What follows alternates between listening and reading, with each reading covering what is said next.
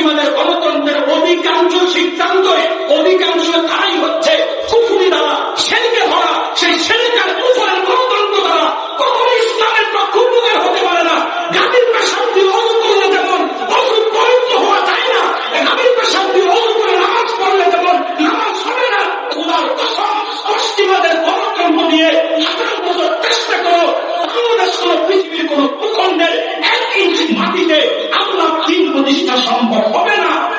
কারো জিহাদ প্রতিষ্ঠা হতে পারে, কারো জিহাদ প্রতিষ্ঠা হতে পারে, ইসলাম প্রতিষ্ঠা কোনদিন সম্ভব হবে না।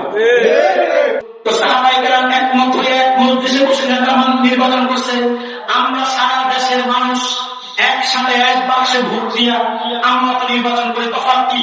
একদল তো আমাদেরকে আইওয়াস করে বুঝায় যে গণতন্ত্রের বিরোধিতা করো, ইসলামের গণতন্ত্র নাই। তো সাহাবায়ে কেরাম তো খলিফা নির্বাচন করছে পরামর্শের ভিত্তিতে, সবার মতামত নিয়ে নেতা নির্বাচন করছে। তার মানে তোমরা করতে সমস্যা কোথায়? সবার মতের ভিত্তিতে যেটা সিদ্ধান্ত হয় এটাই তো গণতন্ত্র। আমি বলি শোনো, গণতন্ত্র যেটা পশ্চিমারা আবিষ্কার করছে, পশ্চিমাদের আবিষ্কৃত গণতন্ত্রকে রাসূলুল্লাহ সাহাবায়ে কেরামের মজলিসে শুনার সিদ্ধান্তের সাথে মিলবে গোলামি।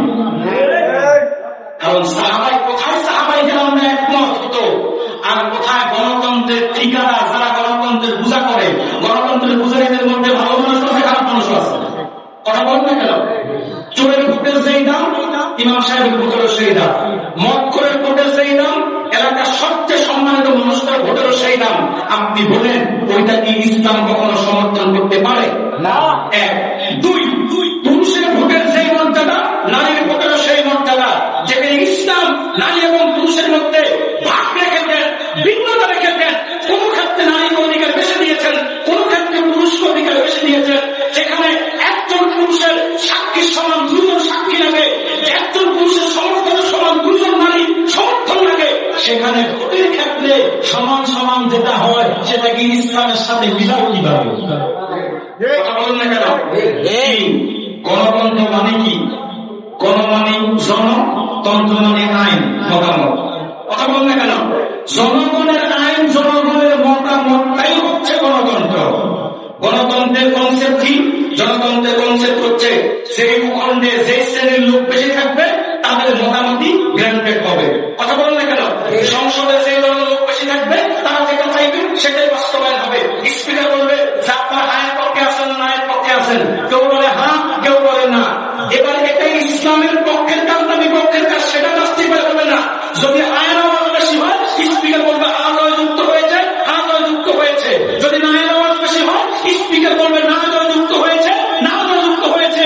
ইসলাম এটাকে কখনো সমর্থন করে না। কোরআন সুন্নাহর বাইরে গিয়ে মানুষের একক সিদ্ধান্তের ভিত্তিতে কোনো কিছু নির্ধারণ হবে, ইসলাম সেটাকে সমর্থন করে না।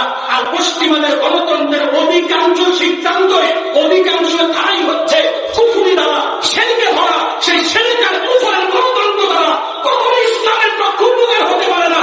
গাভীর পেশাব দিয়ে অজু করলে যেমন অজু পবিত্র হওয়া যায় না, গাভীর পেশাব দিয়ে অজু করে নামাজ পড়লে যেমন নামাজ হবে না। খোদার কসম, পশ্চিমাদের গণতন্ত্র নিয়ে 18 বছর চেষ্টা করো, বাংলাদেশ কোন পৃথিবীর কোন ভূখণ্ডের 1 ইঞ্চি মাটিতে আল্লাহ দ্বীন প্রতিষ্ঠা সম্ভব হবে না। কারো জিহাদ প্রতিষ্ঠা হতে পারে, কারো জিহাদ প্রতিষ্ঠা হতে পারে, ইসলাম প্রতিষ্ঠা কোনদিন সম্ভব হবে না। রাগ করলেন আমার কথা? না। কথা বলেন না কেন? এই 70 কথাগুলো বলতে গেলে সাহস লাগবে। আর কারণ আপনি এটাই আমাদেরকে শিক্ষা দেয় যে নীতি, ন্যায়, ইনসাফ জাতির সামনে তুলে ধরতে হবে। আপনি সত্য বললে মিথ্যা লাগবে, কথা বলেন না কেন?